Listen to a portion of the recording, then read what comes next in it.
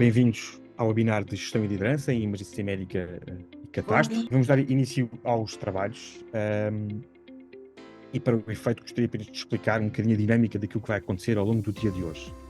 Portanto, todos vocês, certo, já receberam dezenas de mensagens com os códigos de presença, não têm que se preocupar, isso é para mim, eu consigo aceder aos vossos códigos e irei aos poucos ir validar os 519 que neste momento estão inscritos e que já estão aqui a participar, portanto não se preocupem com esses códigos, o importante é terem conseguido chegar e chegaram bem, chegaram a tempo, isso é que é importante.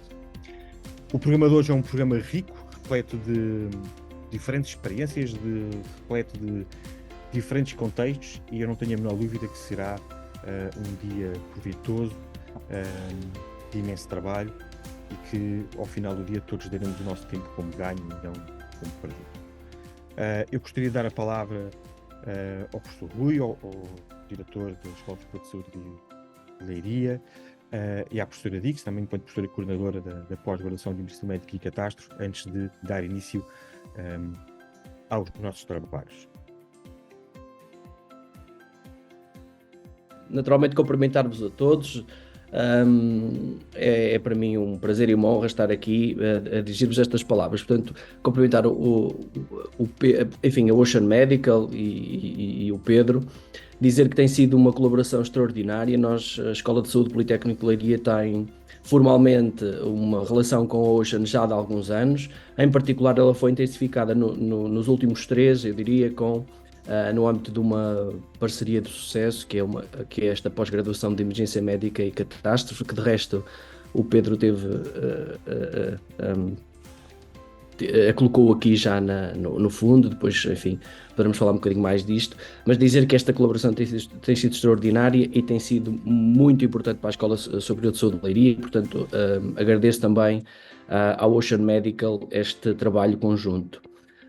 Cumprimentar também naturalmente os coordenadores da pós-graduação e em particular a subdiretora e a professora Maria dos Anjos Dix, que também está aqui hoje connosco. Um cumprimento especial a todos os formadores. Tive a oportunidade de ver pelo rico programa, conforme disse o enfermeiro Pedro, que este webinar tem, e portanto é rico e também representativo, porque daquilo que tive a oportunidade de ver, temos participantes seguramente, mas formadores desde o norte,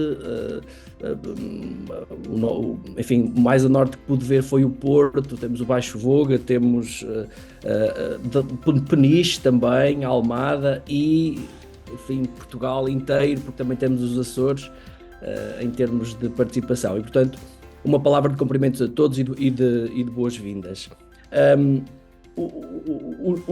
As duas palavras-chave, eu diria que no âmbito desta formação é de facto, como deste webinar, é de facto a gestão e a liderança. O programa é bastante rico, quer no contexto do pré-hospitalar, que é a liderança no pré-hospitalar, que vai ser o mote inicial do programa, mas depois seguem jogando a liderança e a gestão, enfim, nos vários contextos. Dizer-vos também que a nossa participação enquanto Escola de Saúde nestas formações com a Ocean Medical vai continuar. Anunciar que, no que diz respeito, estamos a decorrer uma segunda edição desta pós-graduação, irá ter uma terceira edição cujas candidaturas vão brevemente arrancar. Portanto, a primeira fase vai começar logo no início de março e vai até o início de maio. Depois a professora Maria dos Anjos poderá atualizar estas datas, mas de facto a nossa ideia é voltarmos a começar também já em setembro com uma terceira edição. Bom, enfim, não vos tomo mais tempo, agradecer o convite para estar aqui presente, desejo-vos uma boa jornada de trabalho e, enfim, e até breve.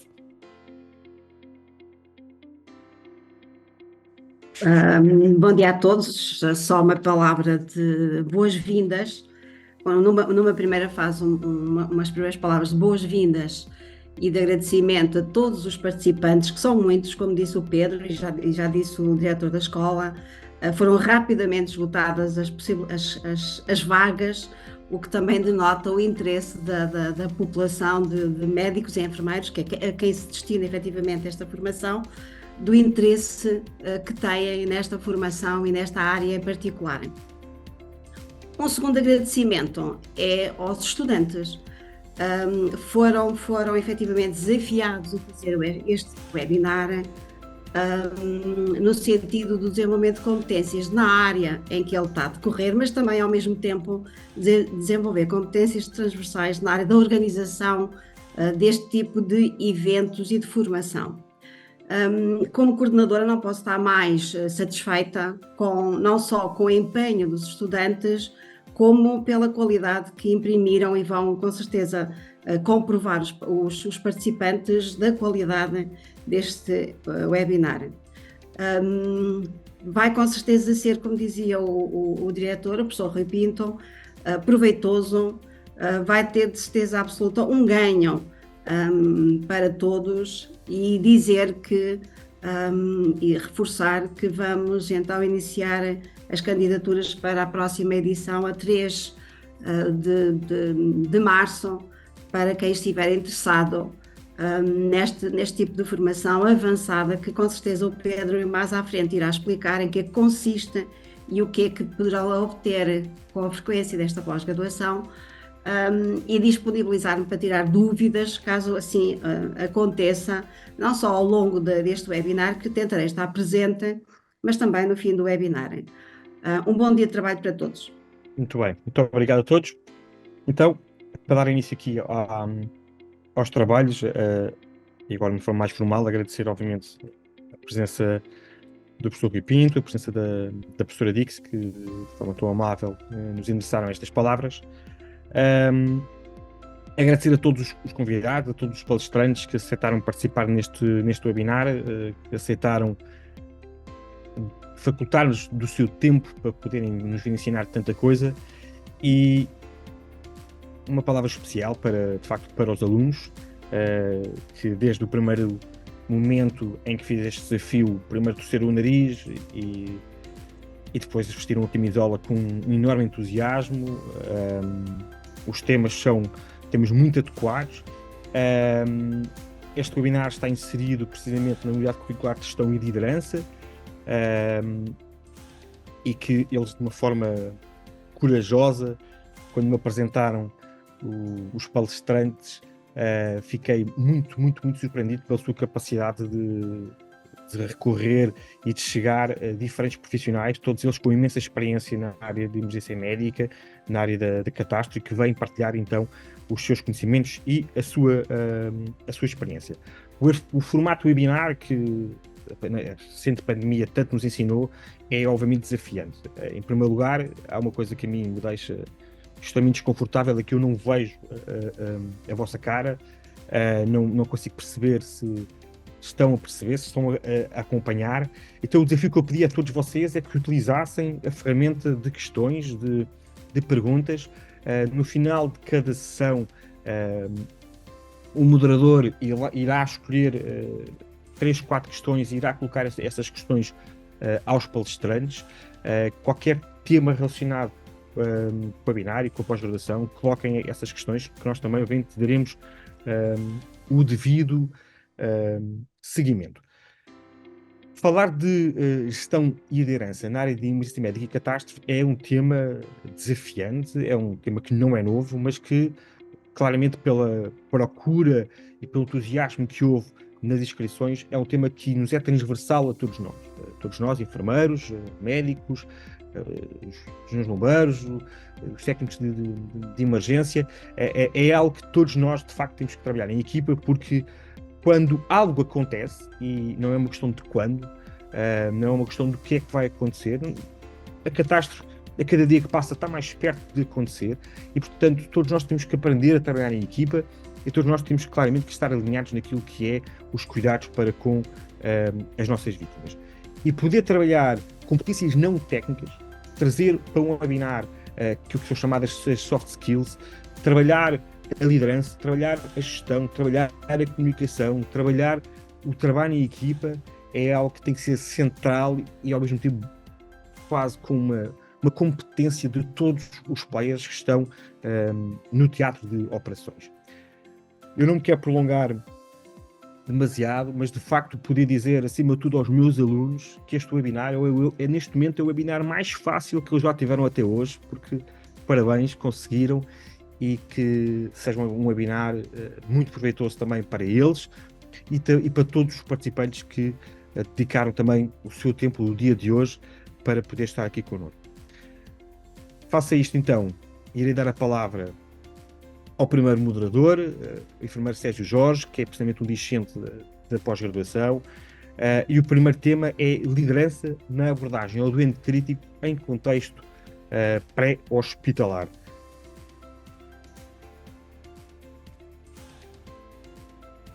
Bom dia a todos.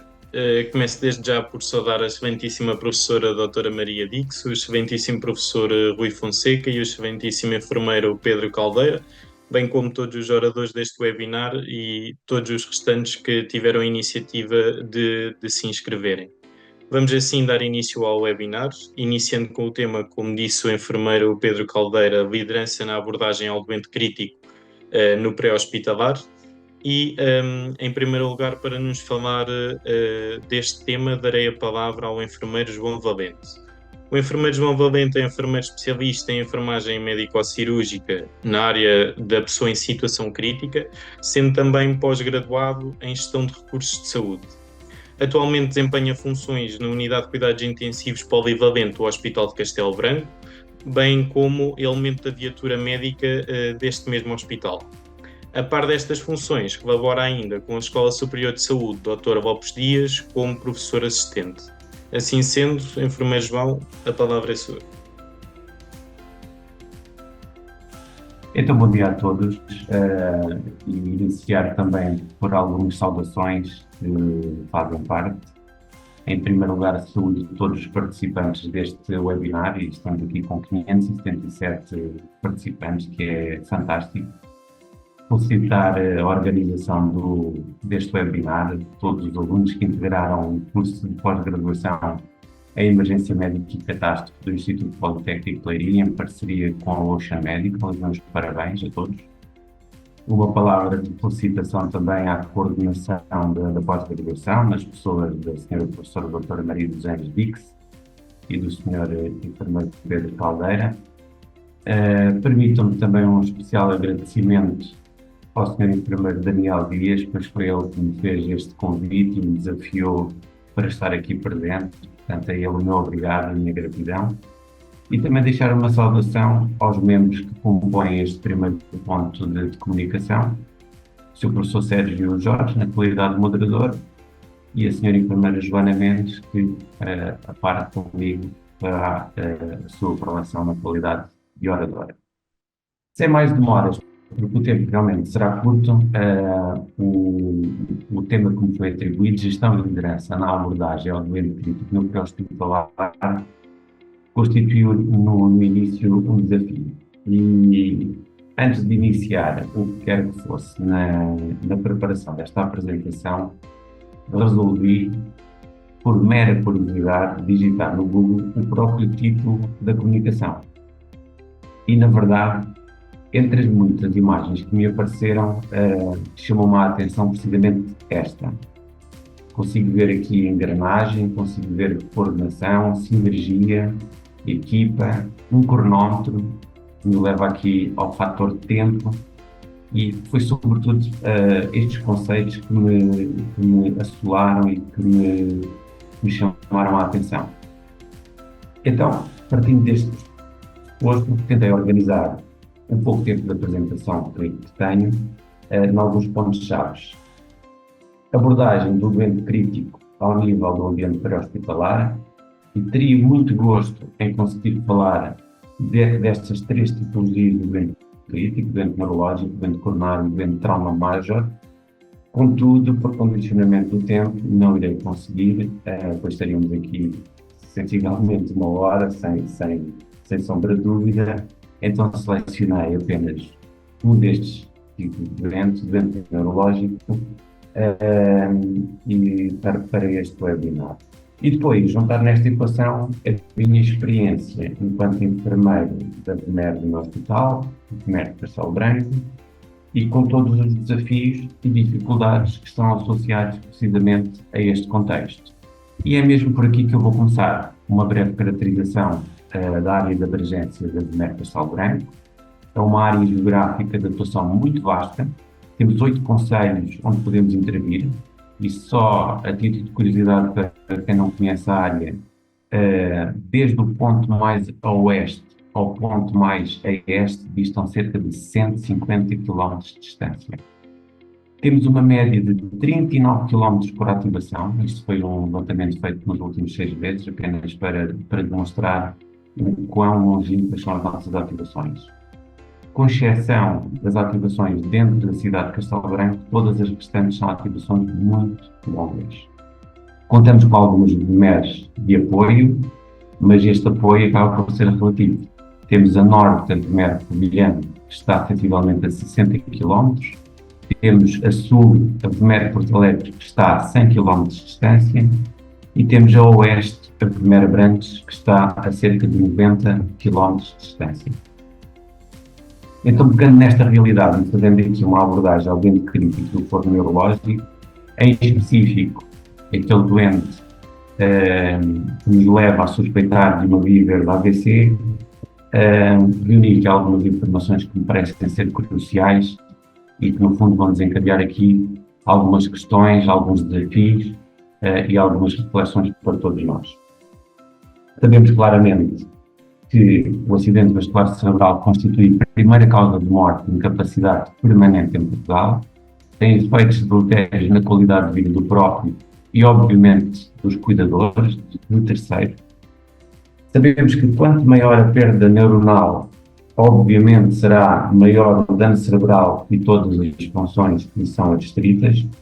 E também sabemos que nesta equação toda o tempo vai influenciar negativa e significativamente todo o processo de dano cerebral. Consultando a nossa realidade Castelo Branco através dos dados INEM, conseguimos ver que nos últimos 5 anos tivemos uma média anual de 65 doentes que integraram viver da AVC. E que aqueles em que foi possível apurar o registro do início dos sintomas até à admissão hospitalar passou um tempo médio de 70 minutos. Ok? 70 minutos. A abordagem sistematizada ao doente que integra a viver da AVC, ela está bem referenciada na sua norma dedicada da Direção-Geral de Saúde, de 2017, e faz sentido recordar aqui alguns aspectos importantes que se coadunam depois com o confrontar da nossa realidade. O tempo é cérebro, é uma máxima que já ouvimos falar muitas vezes, e na verdade o tempo será crucial na abordagem pré-hospitalar, na intervenção intra-hospitalar, que ainda é bastante considerável, no tempo da diferenciação e também no tempo de encaminhamento para os centros de neuroradiologia e intervenção e respectivas unidades de AVC. As guidelines relembram-nos que apenas doentes selecionados dentro do período entre as 3 horas e as 4 horas e 30 após o início de sintomas de AVC devem ser submetidos a trombólise. Isto é grau de recomendação 1, nível de evidência A. E da mesma forma, a intervenção endovascular em centros dedicados deve iniciar-se até às 6 horas após o início dos sintomas. Ora, não existindo centros capazes de intervenção endovascular, como é o caso de Castelo Branco, os doentes têm de ser transferidos para o hospital com neuroradiologia de intervenção e, no nosso caso, a referência será o Hospital de Coimbra, Centro Hospitalar e Universitário de Coimbra. Este é o nosso caso de Castelo Branco. Pelo que temos a necessidade de assegurar o transporte deste doente crítico, Castelo Branco até Coimbra, em condições de segurança, com um nível adequado de cuidados a nível médico e a nível de enfermagem, com a máxima rapidez, e ainda, se tivermos um período de transporte superior a 1h30, devemos solicitar helitransporte via código. Isto é o que nos diz as nossas linhas orientadoras da norma DGS Viver da AVC. A análise dos últimos doentes críticos sujeitos a este transporte de crítico, Castelo Branco, Coimbra, reporta-nos a tempos médios que estão aqui assinalados. Transporte de crítico via terrestres, através da ambulância CODU, cerca de 2 horas e 50 minutos, isto desde o momento da admissão no serviço de urgência de Castelo Branco até à admissão no Centro Hospitalar Universitário de Coimbra. E se o transporte for feito por via aérea, portanto, transporte, temos ainda um tempo acrescido de 3 horas e 20 minutos, exatamente desde o ponto de admissão em Castelo Branco até a admissão em Coimbra. Tempo este necessário para vencer os cerca de 140 km que distam da cidade de Castelo Branco, da cidade de Coimbra. É claro que não estamos ainda aqui a contar a acrescer este tempo o período crucial do início de sintomas da AVC até ao momento da admissão hospitalar no serviço de urgência de Castelo Branco. Se estão bem recordados, falei 2 diapositivos atrás que era um tempo médio de 70 minutos. Contrapondo isto com a evidência científica, vemos aqui claramente que o tratamento endovascular abaixo das 4 horas melhora significativamente o outcome destes doentes. E neste sentido, os sistemas de saúde terão que desenvolver um esforço máximo para encurtar os prazos pré-hospitalares e intra-hospitalares nos doentes que integram a via da AVC. Associei ainda, como mensagem dirigida aos profissionais de saúde, a importância que é perceber todo o circuito integral da via da AVC, por vezes nem sempre acontece, a importância de definir as responsabilidades de cada interveniente neste mesmo circuito e a importância da normalização e treino das equipas de intervenientes no processo. Para a população em geral, é necessário mais e melhor literacia em saúde, é necessário uma articulação sinérgica com as entidades e parceiros da nossa região no sentido da aposta preventiva e é também necessário uma intervenção específica àqueles grupos que são considerados de risco. E efetivamente, sim, considero tudo isto é mesmo um trabalho efetivo de gestão e de liderança, pois só assim poderemos conseguir otimizar a prestação de cuidados ao doente com acidente vascular cerebral de nível da AVC. Para terminar, para não me alongar muito mais, já verificamos aqui algumas das nossas dificuldades, podemos até chamar de desafios, em atingir o tratamento definitivo nos timings ideais. Contudo, importa também referir aqui algumas das nossas apostas locais no sentido de esforço na implementação da melhoria de cuidados neste tipo de doença crítica. E neste sentido, interessa-nos referir que a nossa viatura médica de Castelo Branco funciona há largos anos com 100% de operacionalidade. Estamos dotados de serviço de urgência médico-cirúrgica, unidade de cuidados intermédios e unidade de cuidados intensivos bem dotada, com porcentagem muito significativa de enfermeiros especialistas em enfermagem médico-cirúrgica na área da pessoa em situação crítica, com competências acrescidas em emergência extra-hospitalar e formação em suporte avançado de vida. Constituímos, há cerca de 3 anos, uma equipa de transporte de doente crítico em regime de contacto telefónico, portanto, regime de prevenção 24/24 horas, com todos os elementos com experiência em ambiente pré-hospitalar, urgência ou eventualmente cuidados intensivos.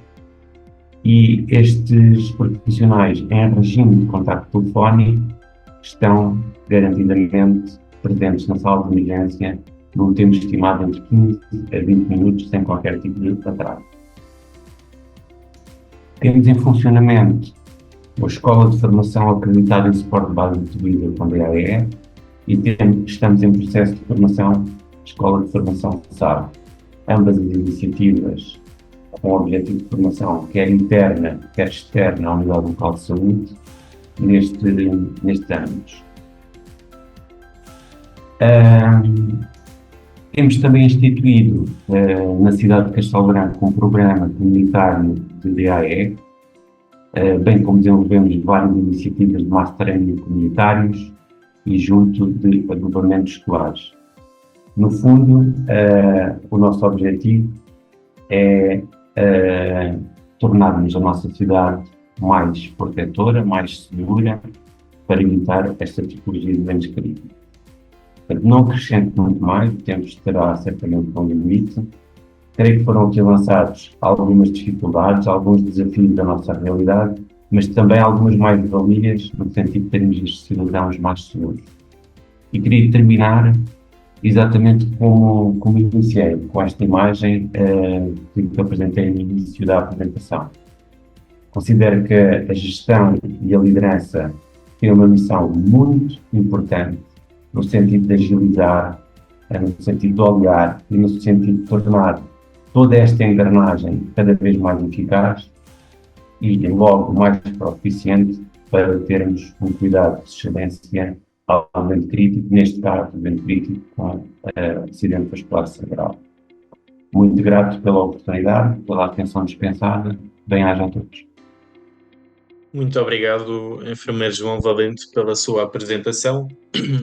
Passamos agora então para dar continuidade à exploração desta temática da liderança na abordagem ao doente crítico no pré-hospitalar, passando agora a palavra à enfermeira Joana Mendes. A enfermeira Joana Mendes é enfermeira especialista em enfermagem médico-cirúrgica na área da pessoa em situação crítica, pós-graduada em gestão e liderança dos serviços de saúde. Atualmente desempenha funções na ambulância de suporte imediato de vida de Peniche e, além de enfermeira CIV, labora ainda em projetos internos do Instituto Nacional de Emergência Médica, nomeadamente no âmbito da equipa de PT-EMT, integrante do Mecanismo Europeu de Proteção Civil. Sendo assim, Joana.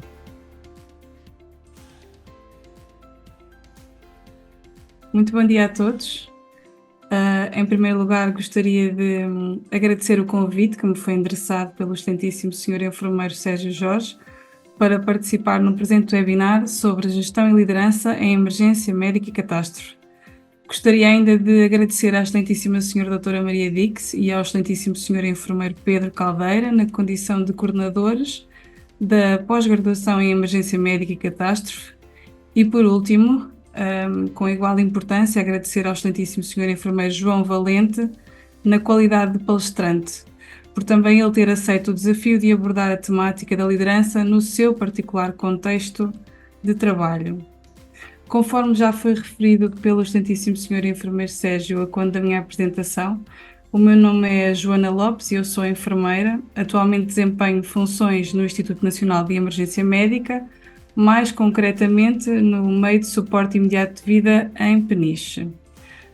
A temática que me proponho a apresentar é a liderança na abordagem ao doente crítico no contexto extra-hospitalar. Contudo, e antes de abordar a temática da liderança, farei um breve enquadramento, realçando pontos constantes na agenda desta apresentação.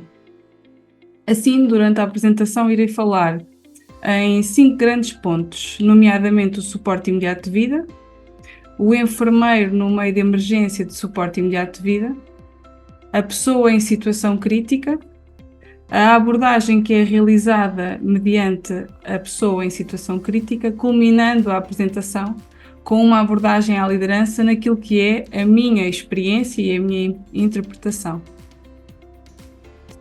Ora, o projeto de suporte imediato de vida nasce em Portugal continental no ano 2007 com uma ambulância piloto. Neste caso em particular, de suporte avançado de vida, localizada no Alentejo, já com vista à implementação do projeto CIV. Poucos anos mais tarde, em 2012, é criado um projeto muito semelhante, mas neste caso no arquipélago dos Açores. Ora, no que concerne à ambulância de suporte imediato de vida, o despacho 14.898, publicado em Diário da República a 3 de novembro de 2011, estabelece não só o enquadramento legal da atividade, mas justifica a necessidade e define pressupostos, nomeadamente os cuidados de saúde diferenciados em ambiente pré-hospitalar, a eficiência e a gestão não só dos recursos humanos, como também dos seus materiais e equipamentos, a capacidade de resposta acrescida e a adequabilidade das intervenções dirigidas aos utentes urgentes, do foro de caráter urgente e emergente. A ambulância de suporte imediato de vida é definida não só como um meio de transporte com acompanhamento de vítimas de doença súbita ou de situações de emergência, trauma, contudo estabelece também objetivos de estabilização pré-hospitalar, o próprio transporte do doente crítico e a disponibilidade de equipamento necessário para o suporte imediato de vida.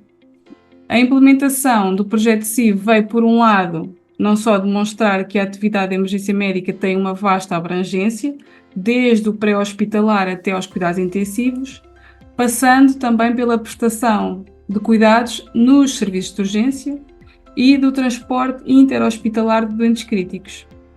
Por outro lado, veio também validar a sua articulação, integridade e continuidade, aliadas a um significativo conjunto de conhecimentos e competências comuns.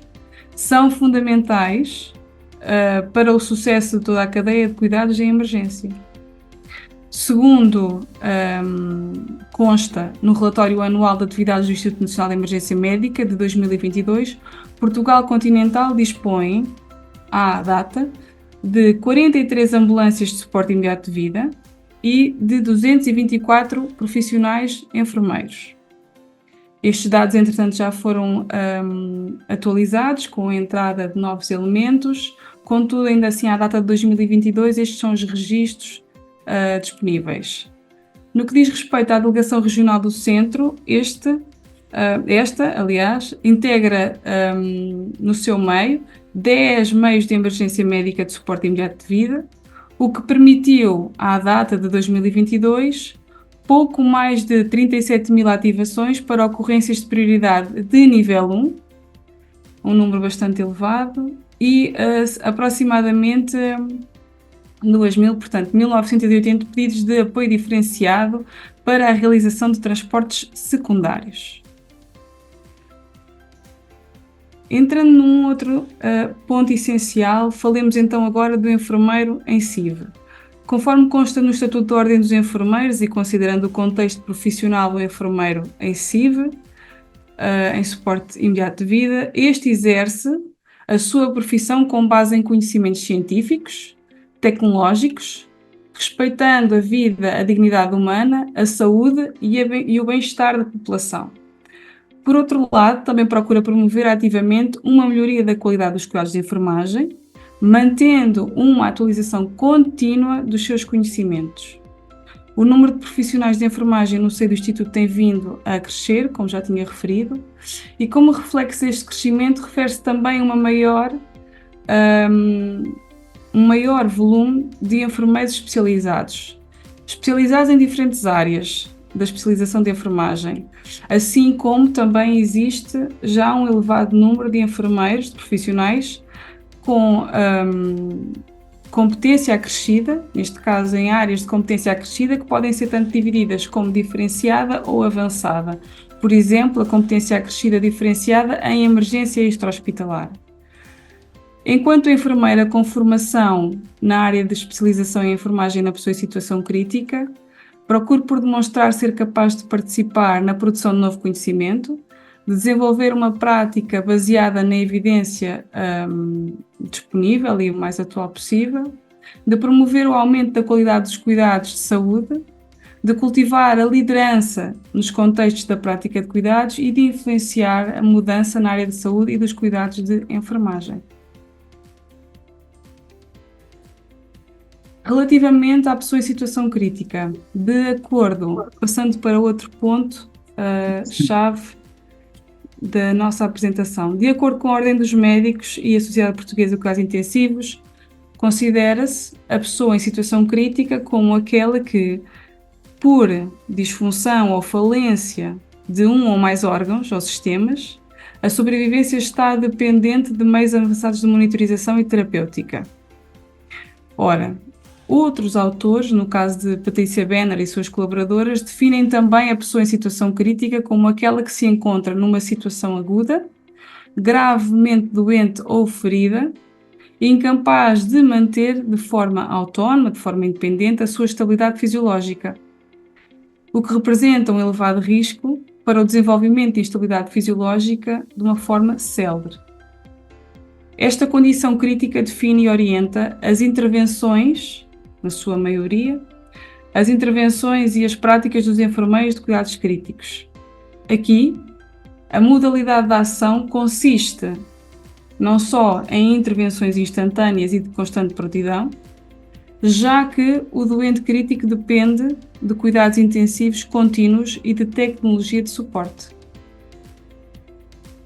A abordagem. Outro ponto-chave na nossa apresentação. Portanto, reconhecendo o trabalho excepcional que tem sido realizado no âmbito da atualização e introdução de novos protocolos de atuação, importa referir que os enfermeiros em contexto civil realizam intervenções autónomas e interdependentes com base na melhor e mais atual evidência científica disponível. De acordo com o Manual de Abordagem à Vítima do Instituto Nacional de Emergência Médica, a estratégia de abordagem consiste em diferentes etapas, as quais devem contemplar a preparação a caminho do local, a avaliação das condições de segurança e também do local, a avaliação primária da vítima ou das vítimas, sendo um cenário um pouco diferente, a avaliação secundária da própria vítima ou das vítimas e o transporte desta ou destas vítimas. Já no local da ocorrência, devem ser estabelecidas, as seguintes prioridades na abordagem. Portanto, devem ser garantidas as condições de segurança quer para a vítima, quer para a equipa. Portanto, temos aqui grandes desafios à liderança, situações de risco de vida, o não agravamento do estado, limitar o tempo no local, devem ser também colhidas informações relevantes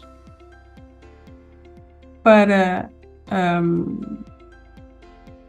a retirada dessa informação para poder realizar a passagem de dados ou contemplar o pedido de apoio diferenciado, informações relevantes como a utilização da nomenclatura, que são as circunstâncias, o SHAMU neste caso, circunstâncias, histórias, pregressa, alergias, medicação e última refeição.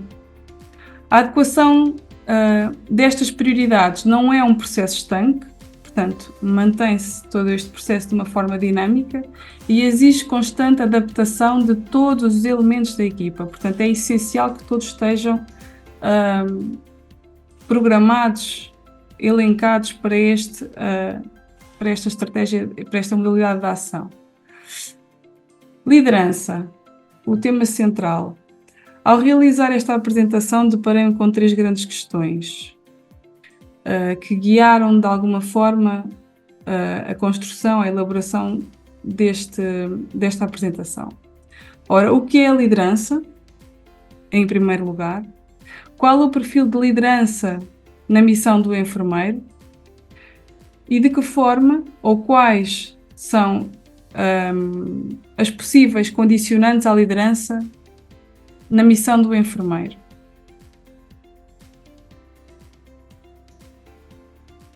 Vejamos então,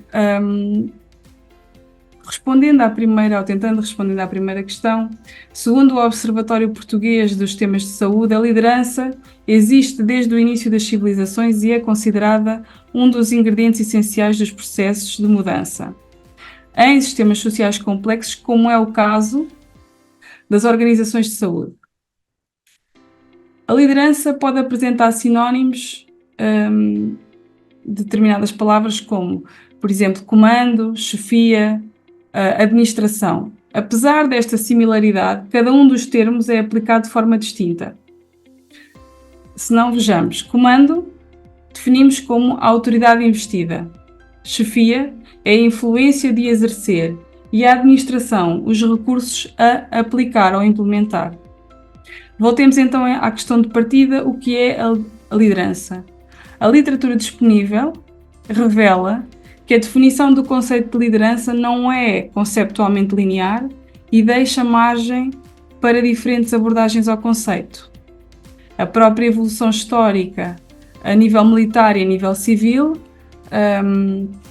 conferiu oportunidade para destaque e para o aparecimento de diferentes visões e aplicabilidades distintas no que toca à liderança. Numa visão simplista, sem associar questões de personalidade, questões de competências comunicacionais, papéis, estatutos ou até mesmo organizacionais, é possível atribuir à liderança um importante e reconhecível significado. Assim, a liderança pode ser definida como um processo de influência do comportamento humano, isto é, motivar indivíduos a adotar um comportamento que de outro modo eles não adotariam. Desta forma, é lícito afirmar que a liderança também pode ser definida como o processo de influenciar para além do que seria possível, através do uso exclusivo da autoridade investida, o comportamento humano com vista ao cumprimento das finalidades, metas e objetivos concebidos pelo líder, neste caso, organizacional que se encontra designado. No meu entendimento, revejo que para uma liderança eficaz que resulte,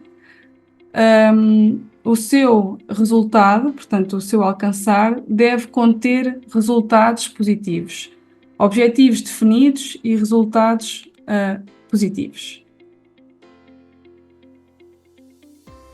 De forma a responder à segunda questão, qual será o melhor perfil de liderança para o enfermeiro, torna-se algo complexo. Durante a década de 90, a identificação de papéis diferentes da liderança conferiu notoriedade ao tema. Esta diversidade abriu caminho para o registro de diferentes modelos de liderança, dos quais se evidencia um modelo dos valores contrastantes de Quinn. Este, como podemos ver, é um modelo diferenciado e privilegiado por ter por base teorias de liderança que contemplam o desempenho de vários papéis.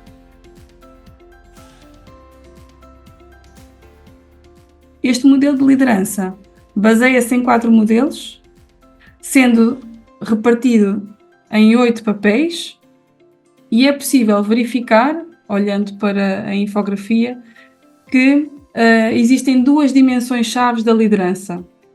Portanto, de um lado temos flexibilidade e controle, e por outro lado a orientação que existe é de forma interna e externa. A partir destas 2 dimensões-chave, formam-se 4 modelos distintos de liderança. O modelo das relações humanas, o modelo dos temas abertos, o modelo dos objetivos racionais, e o modelo dos processos internos. Cada um destes modelos detém características próprias na sua identificação do líder. Portanto, será que somos capazes de responder qual será o melhor perfil de liderança para o enfermeiro? Tudo depende. Segundo a autora Melo e os seus colaboradores, no artigo A Liderança de Enfermagem nas Organizações de Saúde, afirma que o enfermeiro, enquanto líder, deverá estar atento às reais necessidades dos seus colaboradores e adequar o desempenho dos diferentes papéis de liderança.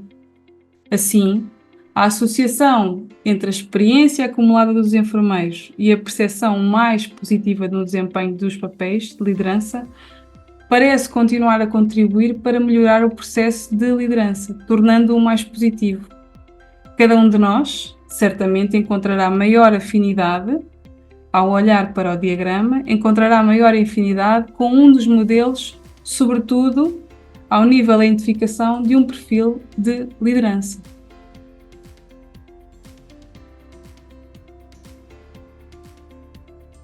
Mediante a leitura e a pesquisa, mediante a pesquisa e a leitura de algumas obras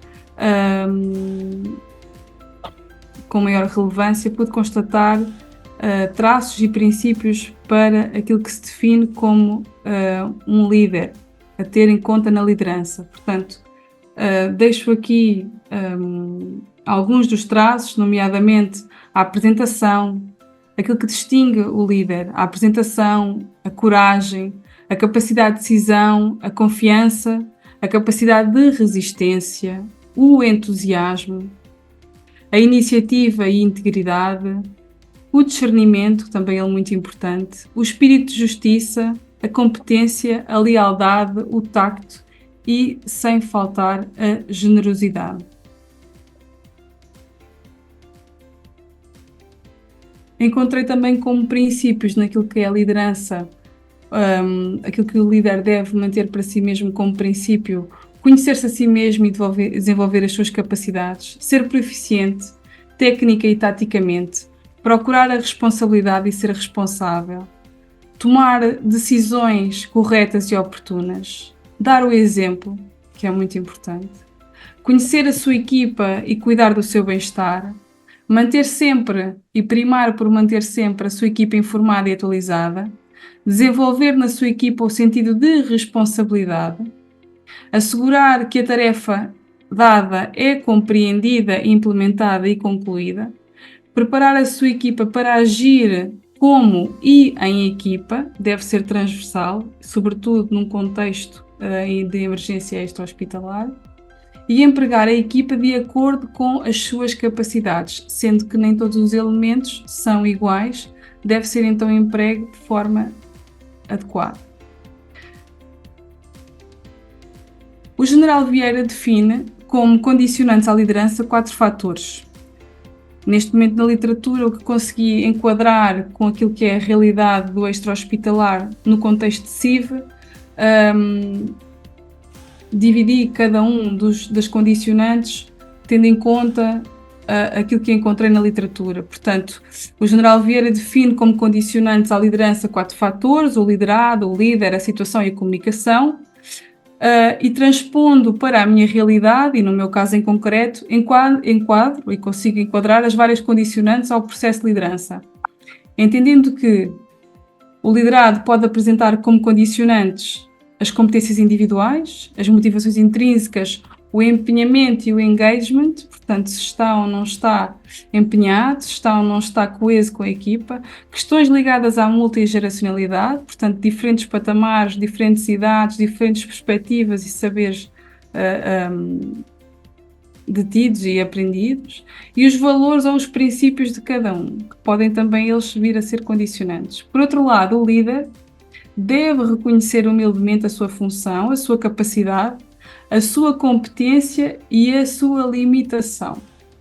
O não reconhecimento desses aspectos fundamentais condiciona a liderança no que diz respeito não só ao seu papel de liderança, como naquilo que é a representatividade perante os liderados. Relativamente à situação, considero-me como condicionantes quer positivas ou negativas para o processo de liderança, as situações de caráter urgente e emergente, ou de caráter,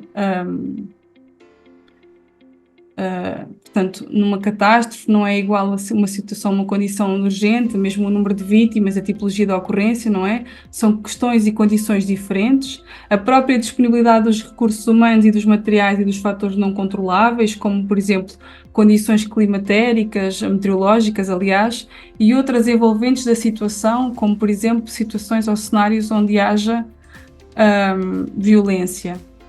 Por outro lado, a via de comunicação também poderá ser uma condicionante, competências comunicacionais, a literacia em saúde e a linguagem técnica, ou até mesmo um momento de handover, onde a liderança também está muito presente. Aqui, de uma forma breve e quase já a terminar a nossa apresentação, importa falar que a tomada de decisão é um processo consciente de seleção de uma modalidade de ação. Portanto, ela contempla a seleção, a consciência e a orientação, e que, desta forma, qualquer decisão deve ser tomada e deve ser tida em conta 3 fases essenciais: a preparação, a decisão e a ação.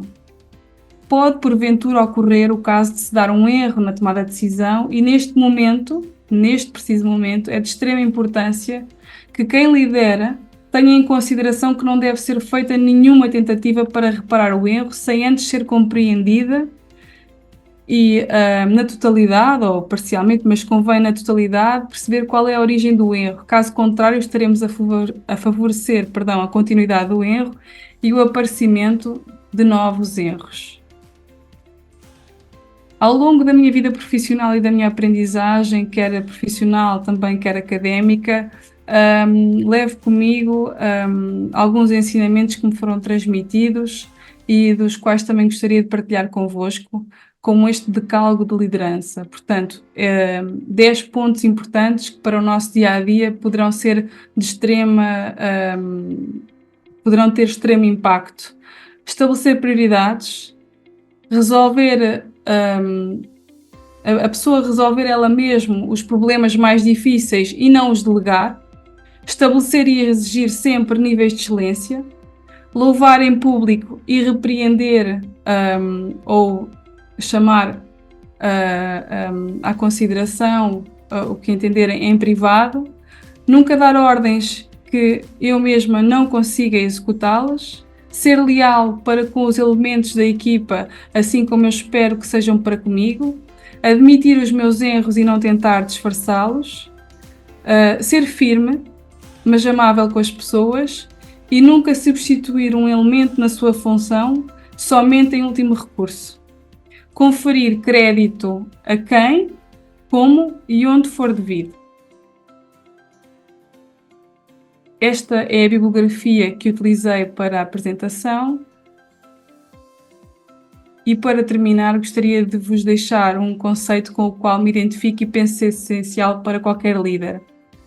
Os nossos valores definem o nosso caráter e o nosso caráter define o nosso valor. Agradeço a todos a oportunidade e desejo a continuação de uma boa palestra. Obrigada. Muito obrigado, enfermeira Joana, pela excelente apresentação.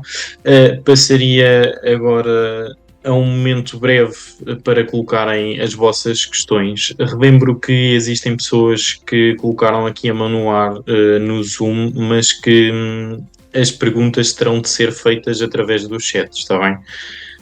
Sendo assim, tenho já aqui uma primeira pergunta endereçada àquela que foi a apresentação do enfermeiro João Valente, do Sr. Alfredo Leal, que pergunta então porque é que uma VMER, sendo esta uma equipa diferenciada, é ativada para um AVC. Ele contextualiza ainda esta questão na medida em que, a menos que haja necessidade de RSI ou que possam fazer um ataque e administração do próprio autoclave no local, que já é feito em outros países, que ele, na sua ótica, não vê o benefício desta ativação, apenas o atraso do tratamento definitivo, tendo em consideração o tempo gasto em rendezvous. Senhor enfermeiro João. Ok, obrigado ao Alfredo pela questão. A questão parece-me pertinente, contudo, se calhar era uma pergunta para ser feita ao operador de CODU ou ao médico regulador do CODU, não é? Porque, na verdade, os factos, como elementos da equipa do NER, aquilo que se me chega é simplesmente a ativação e não o poder de decisão de me deslocar ao local ou não. Em todo o caso, vou deixar a minha opinião. Efetivamente, trombólise no pré-hospitalar em ambiente suspeita de acidente vascular cerebral, no nosso contexto, não é feito, não temos acessibilidade a ataque, coisa que já acontece em alguns países. Efetivamente já existem ambulâncias dotadas de equipamento de TAC em países não muito distantes do nosso, no caso da Alemanha, por exemplo, e aí sim poderia haver uma mais-valia no que diz respeito aos timings ideais na intervenção do doente com AVC isquémico. Em todo o caso, essa não é a nossa realidade. Ir ao local ou não ir, pronto, a dúvida é pertinente, no entanto, não podemos esquecer que a lesão de isquémia ou dano cerebral pode eventualmente, dada a sua extensão, pode levar ao compromisso da via aérea, pode haver uma diminuição da escala de clima de Glasgow significativa, com comprometimento da via aérea, comprometimento cardiovascular, e faz todo o sentido a equipa diferenciada estar no local. Reportando um pouco ao nosso espaço geográfico em específico, acrescentar também todas as ativações que acabam por ser mais dirigidas à zona oeste, ou seja, estando mais próximo de Coimbra, pode eventualmente equacionar-se isto na certeza ou na forte suspeição da AVC isquémico pela clínica, pode equacionar-se o transporte do próprio utente, não para o Hospital de Castelo Branco, mas diretamente para o Centro Hospitalário Universitário de Coimbra, e aí sim ganhamos tempo, mas obviamente cada caso é um caso e teremos que sempre analisar a equipa. E também aqui o papel de liderança é fundamental. Não sei se muito obrigado. Eu penso que clarificou então este ponto e a necessidade do meio diferenciado em algumas situações fazer sentido a sua ativação. Agora uma pergunta breve, endereçada à enfermeira Joana, do Fábio Bellan, em que ele pergunta que no contexto de CIV, onde existe o enfermeiro e o TEP, qual será dois desafios que a enfermeira Joana sente naquela que é a liderança do meio, sendo o elemento mais diferenciado. Ele pergunta dois aspectos que dificultem essa liderança. Que dificultem ou que sejam um desafio. Com certeza. Obrigada pela questão colocada. Na minha perspectiva, no meu ponto de vista, penso que não seja, uma dificuldade, não é? O trabalho em equipa, penso que seja algo favorável, por poder partilhar também de aprendizagens e experiências diferentes.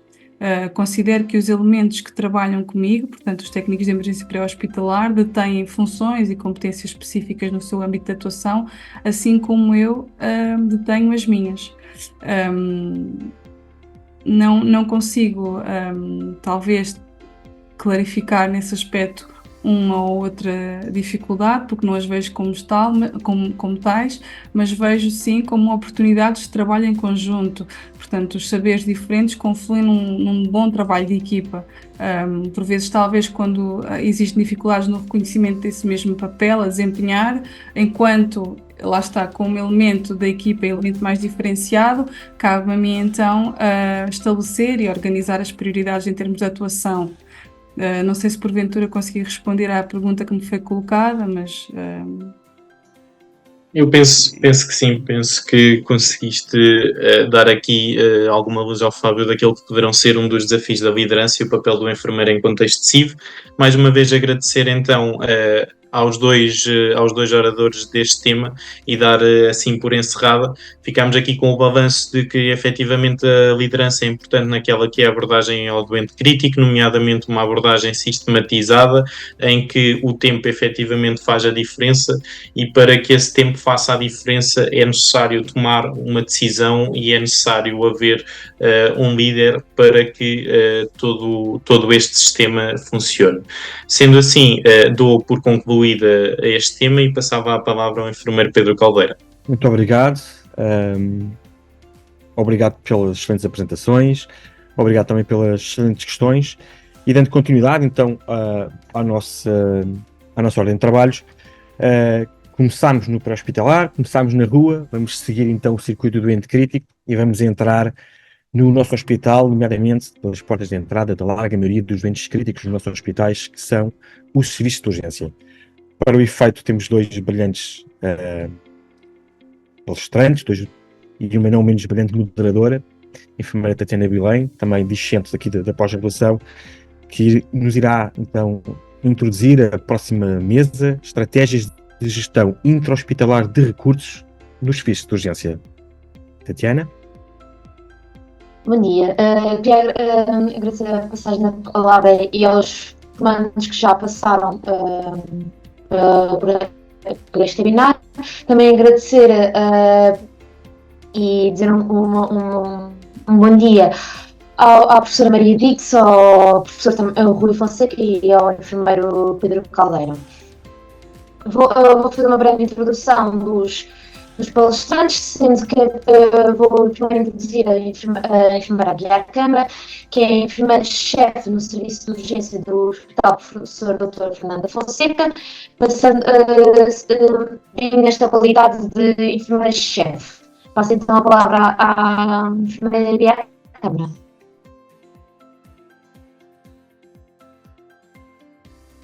Bom dia, Pedro.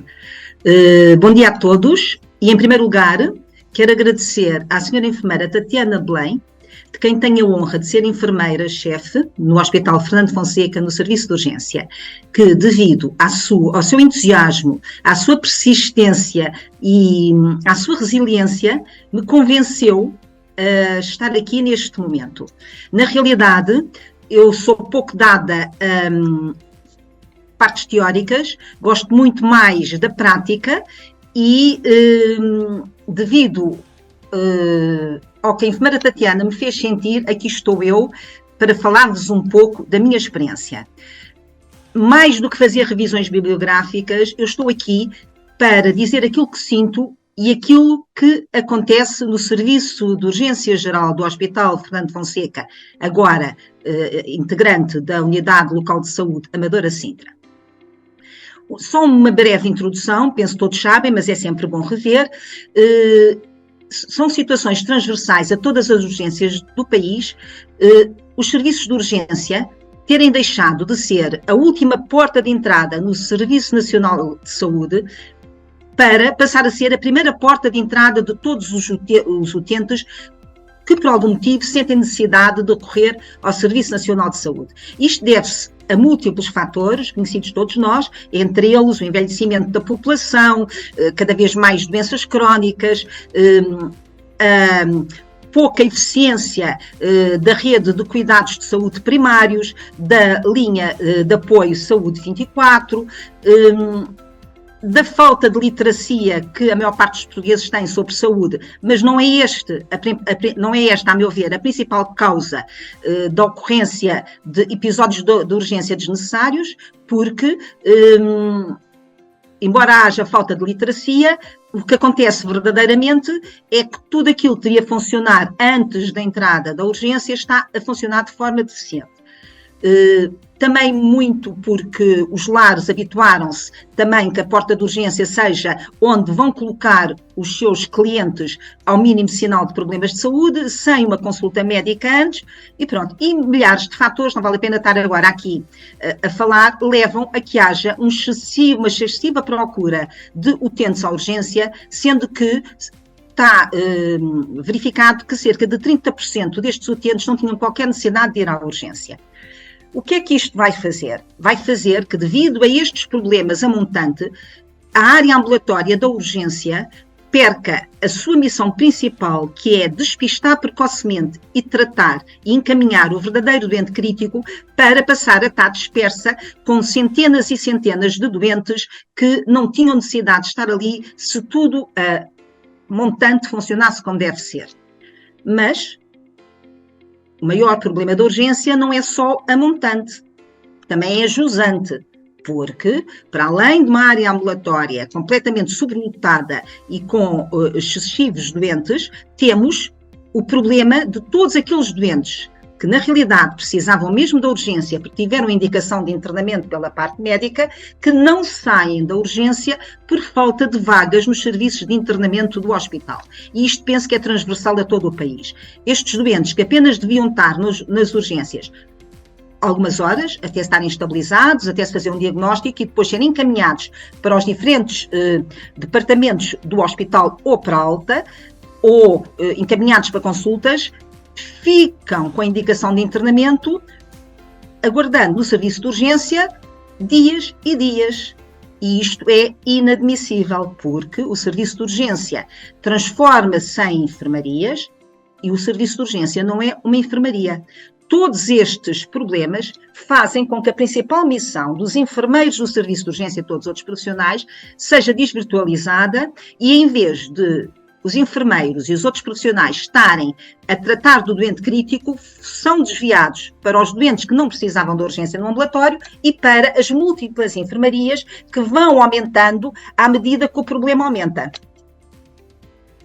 Relativamente à urgência do Hospital Fernando Fonseca, este hospital é um dos hospitais da área metropolitana, pelo menos é o maior, em termos de número de episódios de urgência. Chegamos a ter 500 episódios de urgência no serviço de urgência do HFF.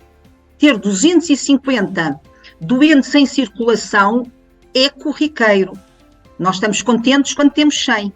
Pronto, e portanto, isto ainda vem dificultar mais a gestão do serviço de urgência. Posto isto, gostaria de falar um pouco de mim. Eu nunca tinha trabalhado em urgência, eu era uma enfermeira de cuidados intensivos, não tinha um bom conceito dos profissionais da urgência, com a minha arrogância de enfermeira intensivista, todos sabemos qual é o perfil do enfermeiro intensivista, e tinha sempre prometido a mim próprio que não só nunca trabalharia na urgência, como não ia terminar, faltam-me 2 ou 3 anos para a reforma, a minha vida num serviço de urgência. Porém, há cerca de 2 anos, em fevereiro de 2022, foi-me lançado o desafio pela administração e pelo enfermeiro-diretor para, num espírito de missão, foi como foi dito, eu seria a enfermeira que consideravam ter o perfil para ir esfiar o serviço de urgência num momento altamente crítico em que este se encontrava. Era uma fase pós-Covid, toda a gente sabe o que é que se passou no tempo do Covid, a maneira como os enfermeiros foram tratados, eram autênticos números, serviam para tudo e mais alguma coisa, e o descontentamento no hospital era grande e no serviço de urgência ainda maior. Mal acaba o Covid e acaba a proibição dos profissionais despedirem-se, houve um repentino e exponencial despedimento de profissionais e de um momento para o outro a urgência viu-se reduzida e não havia ninguém que quisesse ir trabalhar para a urgência. E, portanto, quando eu desci para a urgência, o principal objetivo que eu tinha era, de alguma forma, mudar esta situação.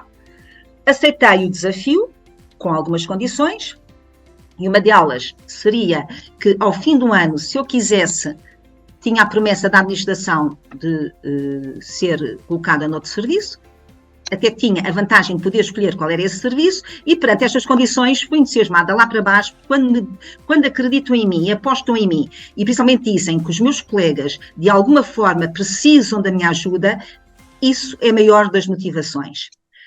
Quando desci para o serviço de urgência, os 2 meus principais objetivos não eram sonhos irrealizáveis, nem esfiar revoltas e terminar com todos estes problemas que a urgência tem. Eu sabia perfeitamente que não havia tempo, nem tinha possibilidades de impedir que doentes inapropriados fossem à urgência, ou impedir que os doentes ficassem internados, ou impedir que cada vez houvesse mais SOs. Não foi para isso que eu fui para lá. Eu fui para lá com objetivos que julguei que a médio prazo, e num prazo de 2 anos ou de 1 ano, eu dei 1 ano primeiro, que era o tempo que eu pensava estar na urgência, conseguir concretizá-los se tivesse capacidade para isso. E estes 2 principais objetivos eram otimizar a área ambulatória e conquistar a liderança dos enfermeiros e dos auxiliares do serviço de urgência. E dei para mim 1 ano para fazer isto. Otimizar a área ambulatória. O que é que eu pretendia? Pretendia mudanças de espaço, de forma a que nenhum doente com indicação de internamento ficasse na área ambulatória. Separação total da área ambulatória da área de internamento, os chamados SOs. Este era um dos objetivos, e eu sabia que era possível. O segundo objetivo era ganhar a confiança dos enfermeiros e eles oferecerem-me a liderança deles próprios. Como foi dito pela nossa colega Joana, gostei muito de ouvir sobre liderança, também considero a minha definição de liderança é algo que a pessoa não nasce, pode ter mais aptidão ou menos aptidão, é algo que se aprende, que se adquire e que é fundamental em qualquer enfermeiro. Seja ele enfermeiro de cuidados diretos, enfermeiro especialista ou enfermeiro gestor. Liderança só se ganha quando, através do nosso comportamento, da nossa maneira de estar, da nossa coerência, da nossa comunicação e da nossa empatia para com quem gerimos, faz sentir a essas pessoas que nós somos alguém que deve ser escutada e que deve ser seguida, porque se assim acontecer, irão ganhar melhor qualidade e conseguirão caminhar melhor para a sua felicidade. E isto tem que se conquistar. E para se conquistar é preciso uma disponibilidade total, mental e física, para estar junto aos enfermeiros. E foi isso que eu fiz durante o primeiro ano de vida, do primeiro ano de trabalho na urgência. Estive horas e horas, constantemente, junto aos enfermeiros, na área ambulatória, nos SOs, várias vezes ao dia. Fiquei muitas vezes até à meia-noite e às vezes pensava que os enfermeiros pensavam, mas o que é que está esta enfermeira aqui a fazer, a falar connosco tantas horas, porque é que ela se mantém aqui? Porque em todos os momentos do dia eu queria sentir o que os enfermeiros estavam a sentir e as suas dificuldades. Comunicação fundamental, uma avaliação constante de desempenho, de forma a fazer crescer os enfermeiros, integrar os enfermeiros nas nossas decisões, explicar sempre depois de decidir. E quantas vezes, infelizmente, são os próprios enfermeiros que pecam e quando eu estou a explicar uma decisão que até foi contrária à opinião de alguém, me dizem do género, senhora enfermeira é chefe, não tem que explicar. E eu penso, ainda tem tanto para crescer. É claro que um líder tem que explicar. Tem que decidir e a decisão é solitária. Para decidir, tem que integrar a opinião de quem sabe e quem está no terreno. E a seguir, a decisão tem que ser bem explicada e com uma excelente comunicação aos enfermeiros. Portanto, objetivo, ganhar a liderança, área ambulatória. O que é que eu posso dizer? Posso dizer, e depois estarei disposta a perguntas, se me quiserem que eu explique mais concretamente como é que fiz, o que eu lhe posso dizer é que ao fim de um ano, decidi não sair da urgência. Não só porque os enfermeiros escreveram uma carta a pedir para não fazer, como eu, surpreendentemente, percebi que era extremamente feliz no serviço de urgência geral e que, afinal, eu até era uma enfermeira de urgência. E, portanto, continuei e faço tensões de continuar mais algum tempo e posso dizer que, neste momento, há separação total da área ambulatória da área de internamento. Isto veio beneficiar muito o trabalho dos profissionais, porque não só a área ambulatória ficou com mais espaço, porque não estava ocupada pelos SOs improvisados em área ambulatória, como os enfermeiros passaram a ter muito melhores condições de trabalho, porque não estavam a trabalhar numa área ambulatória, ou nem sequer tinham um computador, ou nem sequer tinham a unidose da terapêutica para dar aos doentes. Pôde passar a haver acompanhantes, que é um direito que eu considero fundamental e que tem que ser cumprido. Os doentes do SO passaram a ter direito a visitas, o que não acontecia quando estava na área ambulatória, porque não havia espaço para as visitas. E, sem sombra de dúvida, ficou tudo mais organizado e com maior satisfação dos profissionais. Também consegui que houvesse uma separação entre o circuito dos doentes urgentes e o circuito dos doentes não urgentes. Portanto, há neste momento duas áreas ambulatórias, uma em que a triagem encaminha para a área dos urgentes ou a triagem encaminha para a área dos não urgentes. Isto veio beneficiar também em termos de espaço e veio ajudar a diminuir os incríveis tempos de espera em que os utentes se encontram até à primeira observação. Relativamente aos internamentos, também foram criados SOs, e aqui tive a vantagem de poder aproveitar o pavilhão que era atribuído aos doentes Covid, com o término de Covid ficou fechado. Os SOs foram para esse pavilhão e os enfermeiros têm condições de trabalho, os doentes estão nas suas boxes, individualizados, respeitados na sua individualidade, têm a sua casa de banho e muitas outras vantagens. Portanto, o que eu quero dizer também é que quando iniciei o serviço, o número de enfermeiros estava muitíssimo abaixo do mínimo estipulado, isto é, para ocupar um enfermeiro de cada posto de trabalho, sendo que, segundo a Ordem dos Enfermeiros, teria que ser muito mais enfermeiros para cada posto de trabalho, mas eu já só estou a falar um enfermeiro por posto de trabalho. Não havia, eram 22 postos que existiam e havia 19 enfermeiros para os 22 postos. O que é que acontecia? Acontecia seguimentos constantes de turno, a tal chamada lista de prevenções completamente ilegal, mas que os enfermeiros, como sabiam que tinham que seguir turno, olha, combinavam entre eles quem é que naquele dia ia seguir turno, havia centenas e centenas de horas de dívida e havia uma enorme exaustão por parte dos enfermeiros. Pois neste momento, em 2 anos, ganhamos 30 enfermeiros, isto é, entraram 70 enfermeiros e saíram 40.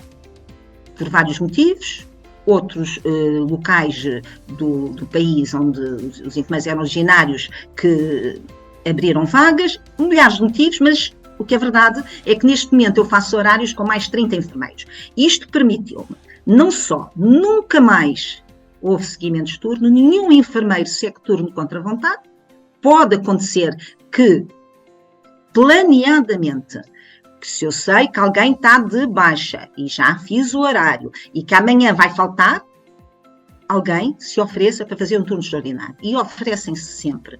E, portanto, a mim o que me interessa é que nenhum enfermeiro segue turno, nenhum enfermeiro tem horas de dívida, os horários saem com mais de 1 mês de antecedência, de forma aos enfermeiros poderem planear a sua vida e, acima de tudo, conseguir criar uma visão junto aos enfermeiros, e só se consegue liderar com uma visão de que, se todos juntos e se acreditassem em mim, íamos tornar uma equipa mais forte e com melhores condições de trabalho. E os enfermeiros acreditaram e começaram a passar a palavra.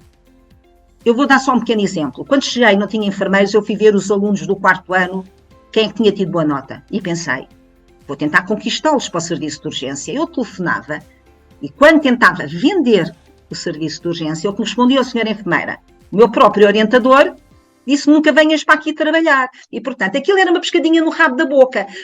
As pessoas que ainda se mantinham no serviço de urgência passavam uma tal imagem do serviço de urgência que ninguém queria ir para lá trabalhar. E foi isto que eu pedi, vamos mudar isto.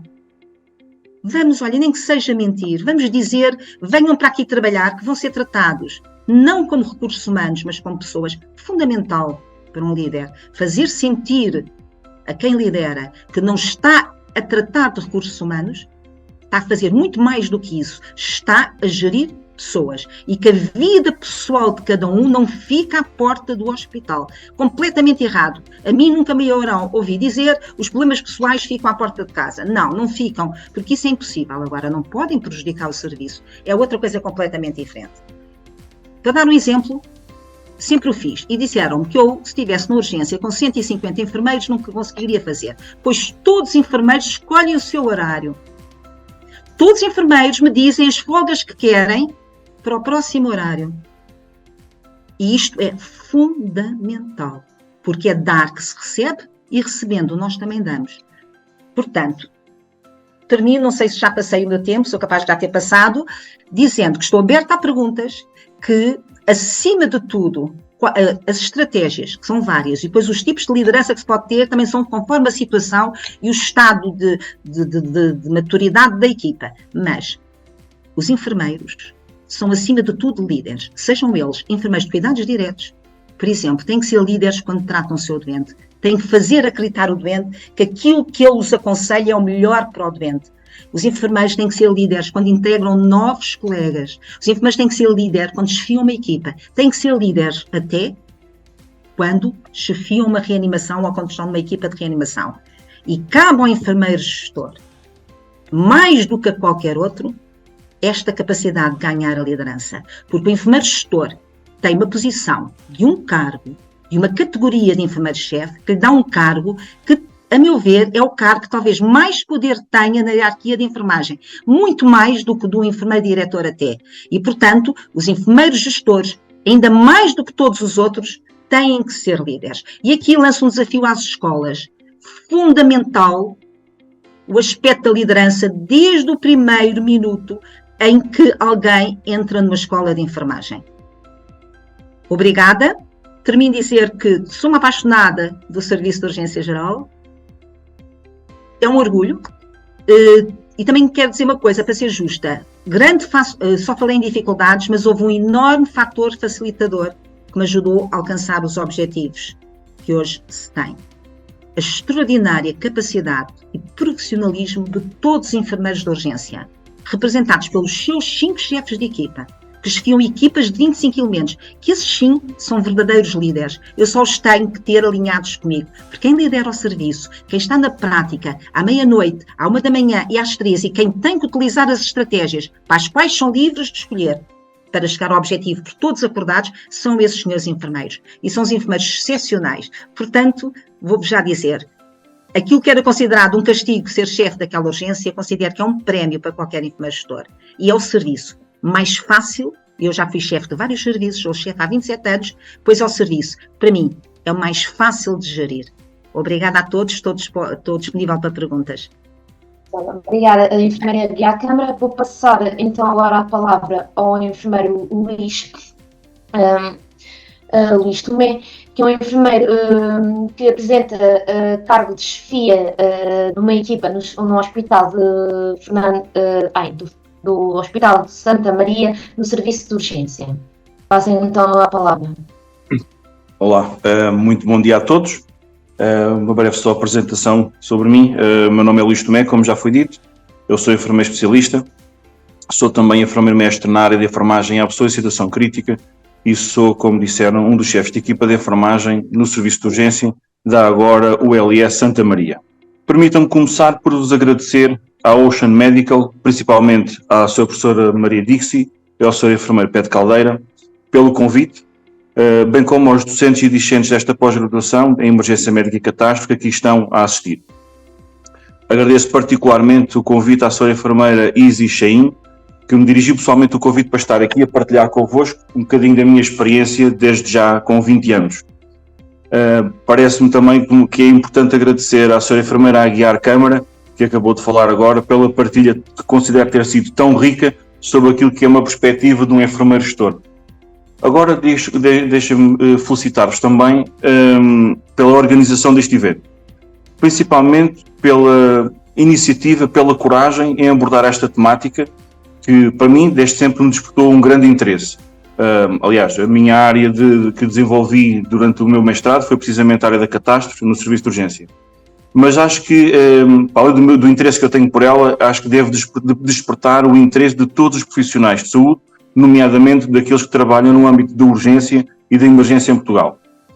A atuação em contexto de catástrofe é um tema importante, desafiante e também difícil, mas acho sobretudo porque exige uma atuação eficaz, eficiente, e que para tal é fundamental que haja um adequado e um atempado planeamento, que haja uma grande reflexão e que haja, acima de tudo, um treino frequente e habitual envolvendo todos os profissionais. E como todos nós sabemos, difícil de fazer, ou muitas das vezes difícil de fazer nas nossas instituições. Tendo em conta agora aquilo que me foi pedido, eu vou tentar partilhar convosco algumas das reflexões, estratégias de gestão que são utilizadas no meu serviço para otimizar o seu funcionamento e que, apesar de poderem ter algumas diferenças nas diferentes equipas, tentamos que seja transversal a todo o serviço. Penso que é do conhecimento também de todos que o serviço de urgência do Hospital Santa Maria é uma urgência polivalente. No entanto, esta urgência tem uma responsabilidade acrescida por ser um centro de trauma pediátrico para todo o país a sul de Coimbra, ser um centro de trauma regional para o adulto com particular incidência na zona sul do país, nomeadamente no âmbito do doente queimado, é uma referência nos eventos mass gathering, nomeadamente pela índole desportiva e pela proximidade dos complexos desportivos do estádio universitário, mas sobretudo pelos complexos desportivos do Alvalade 21 e da Luz. No que respeita à região de Lisboa e Val do Tejo, somos também um centro de referência de angiografia vascular, quer do foro neurológico, quer do foro neurocirúrgico, bem como um centro de referência de cardiologia de intervenção, da pneumologia de intervenção e da gastroenterologia de intervenção. Para além disso, somos o centro de referência no âmbito do ML para as especialidades de oftalmologia, otorrino, urologia e psiquiatria. Terminando ainda por integrarmos os centros de referenciação da ECMO com protocolos ECPR e DCP. Com esta curta descrição parece-me que é fácil que conseguimos perceber que, para além da complexidade de cuidados que estão inerentes ao cuidar no serviço de urgência, cuidar neste serviço de urgência com estas características e com esta responsabilidade, que ao fim e ao cabo é local, regional e também nacional, acresce-nos uma responsabilidade de darmos uma resposta e com ela a necessidade de estarmos sempre, ou uma parte das vezes, preparados para aquilo que é o inesperado, para a exceção e, obviamente, para a necessária adaptação dos recursos físicos, materiais e humanos. Ora, é sobre estes 3 valências que eu vou falar de seguida, começando por aquela que eu diria que é mais fácil de falar e descrever. Recursos físicos. No serviço de urgência é a utilização de todo o espaço físico, como é óbvio. Não há muito a dizer em relação a isso. No entanto, obviamente, estamos a falar daquilo que é a prioridade, que é o doente crítico. Nesta matéria, doente crítico, nós temos as nossas salas de reanimação, temos uma capacidade para 3 doentes ventilados e será aqui o sítio de eleição onde tentaremos abordar estes doentes. Pese embora, não podemos descurar que o doente crítico pode nos surgir em qualquer um dos setores do serviço e temos também ao nosso dispor um SO com a capacidade para 16 camas, com monitorização contínua sobre os mesmos e inclusivamente fazermos ventilação não invasiva. Contudo, perante as situações de exceção, e estas acontecem não tão frequentemente, felizmente, como as situações de catástrofe, poderá ser necessário que haja uma adaptação do espaço envolvente para abordarmos este tipo de vítimas. Para que isto aconteça, é obviamente que teve que existir uma reflexão, um pensamento sobre aquilo que eu diria que é a flexibilidade do espaço, com a capacidade de expansão do mesmo, e obviamente que estas decisões foram pensadas e têm que estar explanadas no nosso plano de emergência. Para além disso, e volto a frisar, o mais importante do que está lá escrito é que seja do conhecimento de todos os profissionais.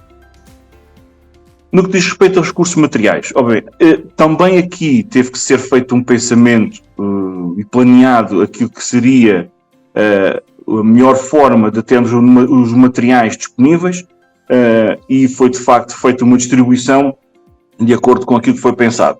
No nosso serviço ficou definido que a reposição de material seria feita por níveis e esta permite-nos uma resposta mais rápida, sem que exista ruptura, ou pelo menos que nos diminua a probabilidade de acontecer uma ruptura de materiais, nomeadamente naqueles materiais que nós consideramos ser fundamentais para a ressuscitação de um doente. Por outro lado, este adequado planeamento dos níveis evita-nos um desperdício de material, que muitas vezes é caro, e reduz assim e otimiza-nos os gastos nesta área. Deixando para o último aquilo que considero ser o mais desafiante, que é a gestão dos recursos humanos. Mais difícil, mais desafiante, mas que também nos dá mais vontade e mais motivação, pelo menos para mim. A gestão deste recurso, eu diria que no nosso serviço implica termos, para já, uma visão integrada de que a colaboração entre as diversas áreas do serviço é fundamental. Precisamos trabalhar todos em equipa, mas precisamos de ter a noção de que esta equipa é mais do que a soma dos respectivos setores. E para conseguirmos fazer isto, é importante que consigamos reconhecer e compreender de uma forma, diria, holística, as necessidades e as competências necessárias em cada um dos respectivos setores, pois cada um deles tem características que são diferentes e requer aos enfermeiros que lá estão escalados competências, necessidades e também conhecimentos diferentes. Uma das principais estratégias consiste em fortalecer, e já foi falado também aqui, a comunicação, é sem dúvida fundamental, e a comunicação entre os setores. Fazemos através dos chefes de equipa, os respectivos chefes de equipa fazem como que pivô entre os diversos setores, utilizando secundariamente os responsáveis da SO e os enfermeiros séniores que por norma são escalados nas salas de reanimação. Eu julgo que desta maneira conseguimos criar sinergias que nos permitem uma resposta mais rápida e eficaz às necessidades que estão nos diversos setores, obviamente. O trabalho de equipa é, eu diria, a espinha dorsal da nossa capacidade de gerir os recursos com eficiência e aperfeiçoarmos o desempenho individual. Eu, enquanto chefe de equipa, no meu dia-a-dia, tento fazer uma monitorização de uma forma aleatória, através de uma observação direta nos diversos setores, bem como também uma auditoria dos processos clínicos, nomeadamente pelos registros de enfermagem, desde a triagem até às respectivas salas de tratamento. Considero que, ao adotarmos esta mentalidade, que ao fim e ao cabo é orientada pelos factos, permite-nos tomar decisões, permite-nos corrigir, permite-nos debater e otimizar a nossa forma de atuar, beneficiando não apenas de uma maior eficiência operacional, mas também um ganho na qualidade do atendimento que prestamos aos nossos utentes. Por outro lado, considero que devemos reconhecer que a nossa equipa é o nosso recurso mais valioso. Devemos investir na capacitação individual, melhorando o desempenho de uma forma sustentada, uma vez que ela é refletida. E ela é refletida de uma forma individual, a pares, em grupo, bem como muitas vezes fazemos através dos momentos de debriefing, que será uma das estratégias que considero fundamentais para conseguirmos enfrentar de melhor forma os novos desafios que nos vão surgindo. Procuramos ainda promover momentos de treino contínuo para garantir que cada membro da equipa está atualizado com as melhores práticas e possua e desenvolva as suas competências necessárias para desempenhar as suas funções de uma forma mais eficiente em cada um dos respectivos setores, tendo em conta, obviamente, o seu estadio profissional, o seu interesse e não esquecendo também a sua motivação. Gostamos de assentar, ou pelo menos gosto de assentar num princípio que a equipa é tão mais forte quanto o nosso elo mais fraco. Desta maneira, procuramos que exista uma flexibilidade, uma polivalência entre os profissionais, nos diversos setores, num processo de crescimento sustentado, apoiado, permitindo uma rápida alocação dos recursos conforme as necessidades nos vão surgindo. Esta abordagem, que terá que ser obviamente adaptativa, permite-nos lidar de uma forma mais eficaz com as variações de procura dos cuidados e garantimos assim uma resposta mais rápida, nomeadamente nas situações mais críticas que surgem, bem como de exceção e catástrofe. Acredito que o crescimento individual e do grupo só é possível se tivermos um ambiente positivo, com uma crítica construtiva e uma escuta ativa, pelo que o feedback é uma ferramenta valiosa e necessária todos os dias. É crucial ouvirmos a perspectiva da equipa, para identificarmos as áreas de melhoria, ajustarmos as estratégias de acordo também com aquilo que são as preferências individuais de cada um e, por outro lado, a partilha também das dificuldades da gestão para a satisfação da vontade de todos, para que assim seja mais fácil e nos permita também que haja maior compreensão dos problemas do grupo na sua globalidade, promovendo um crescimento sólido, estruturado, consolidado, traduzindo-se em cuidados de enfermagem que eu diria que são de excelência, num ambiente, como todos nós sabemos, que é o ambiente de serviço de urgência, que é um ambiente hostil. Resumindo, as estratégias de gestão que utilizamos no nosso serviço, tentamos que elas reflitam o nosso compromisso com uma excelência e eficiência nos cuidados. Procuramos trabalhar juntos, aprender uns com os outros, procurar inovação e ajustar as nossas abordagens conforme necessário para fornecer o melhor atendimento possível aos nossos utentes, tendo em conta, como é óbvio, a melhor evidência disponível. Agradeço desde já o vosso tempo dispensado e estou disponível para alguma questão. Obrigado.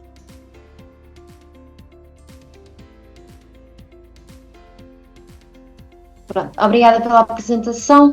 Temos já aqui uma questão para a enfermeira Guia Câmara, que é: qual é que é a sua opinião sobre a rotatividade de chefias e como é que se deve escolher o chefe de equipa para uma determinada equipa? Bem, eu sou bastante favorável a que haja rotatividade de chefias. Considero que quando se inicia funções, primeiro vou falar como gestora e depois vou falar como enfermeiros de cuidados diretos, chefes de equipa. Considero que é positivo. Vamos lá ver. Se a nossa carreira fosse feita de outra forma, que eu acharia melhor, e que nós só pudéssemos ser gestores nas áreas em que tínhamos nos tornado períticos da nossa prática, pensaria de outra maneira. Mas como a nossa carreira não é assim, e eu, como enfermeira gestora, tenho que ter capacidade de gerir qualquer serviço, mesmo não tendo essa prática. Por exemplo, foi o que aconteceu comigo com o Serviço de Urgência Geral. Eu nunca tinha trabalhado num Serviço de Urgência Geral, mas não me posso recusar a ir gerir o Serviço de Urgência Geral. Considero que olhos novos, que olham com olhar crítico, entram no serviço, é sempre muito positivo. E toda a minha experiência destes 27 anos de gestora me fazem acreditar cada vez mais nisto. Por exemplo, neste momento, passaram 2 anos desde que eu sou gestora da urgência, as principais mudanças eu já as fiz. toda a minha força mímica, todo o meu olhar crítico vai se desgastando e a partir de agora eu começo a entrar numa certa zona de conforto que poderá, daqui a 1 ou 2 ou 3 anos, deixar de ser benéfica para continuar a melhoria da urgência. Portanto, eu acho que é positivo, na forma que estão feitas as nossas carreiras, mudança de gestoras de um X em X número de anos. 3, 4 anos é sempre positivo mudar. Relativamente aos chefes de equipa, eu como enfermeira gestora também considero que deve haver rotação e que os senhores enfermeiros chefes de equipa, que já estão há 5 ou 6 anos como chefes de equipa, não considerem um desprestígio a enfermeira gestora considerar que tem que haver uma mudança, porque eu como enfermeira gestora, aquilo que considero para mim, também considero para quem chefia uma equipa. E, segundo ponto, eu como enfermeira gestora tenho que pensar no crescimento de todos os profissionais do serviço. E se já há vários enfermeiros com as especialidades, especialistas, que não são chefes de equipa, e eu como sei como é que vão ser os concursos para um dia esses enfermeiros, se já tiverem a especialidade, concorrerem a enfermeiros gestores, precisam de experiência em gestão. E, portanto, eu tenho a obrigação de enfermeira gestora de olhar para um todo e ajudar todos, mas todos os enfermeiros, a crescer e a ganhar currículo de forma a terem boa pontuação no futuro concurso. Aliás, eu faço tudo para os enfermeiros que eu chefio serem os melhores quando houver esse concurso. E como enfermeira-chefe vou-lhes fazer todas as ferramentas para eles conseguirem isso. Portanto, eu acho positiva a chefia de equipa. Tenho pena que ainda não haja maturidade suficiente nos enfermeiros para perceber que, deixando de ser chefe de equipa, não deixam de ser referências nem líderes e que poderão até ser líderes em ajudar o outro a crescer. E, portanto, sou favorável à mudança de equipas, embora seja uma cultura dificílima de colocar em prática. Aqui à Câmara, muito obrigado pela excelente resposta. A Tatiana acaba de me comunicar que tem aqui um problema de Zoom, portanto eu vou ter que assumir aqui a moderação da mesa, espero que não levem a mal. Antes de fechar a mesa, gostava de colocar aqui uma questão que foi colocada pelo enfermeiro Derek Moura. E se calhar a questão iria endereçá-la aqui para o enfermeiro Luís Tomé. É necessário que as lideranças de topo e intermédias nos diferentes serviços empoderem e fomentem o papel de coaching dos enfermeiros especialistas na sua equipa. Como poderá a liderança, e aqui vou direcionar a questão para o enfermeiro Luís Tomé, contribuir para integrar este papel do coach / mentor na dinâmica de prestação de cuidados? Luís? Eu considero que, para já, atravessamos um bocadinho uma altura difícil, na medida em que temos uma rotatividade grande de enfermeiros, o que faz com que as equipas estejam muito novas e logo aí à partida a imagem da pessoa, do chefe de equipa, da pessoa mais experiente é fundamental.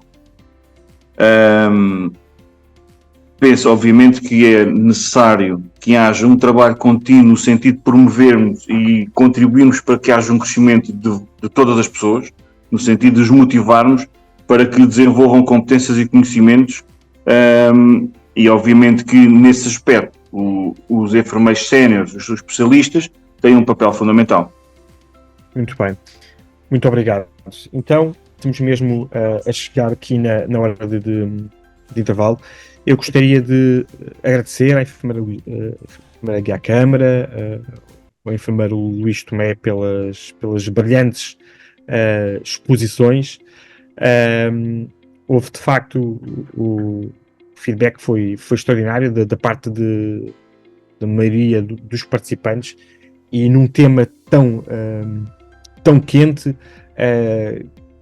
Diariamente, quando nós ligamos a nossa televisão à hora do telejornal, entre as inúmeras desgraças que infelizmente assolam o nosso mundo, há sempre uma notícia sobre a pressão e o stress que está sobre os serviços de urgência e é de sobeja importância de facto ter uma liderança forte que protege os elementos, os operacionais destes mesmos serviços de urgência e que permitam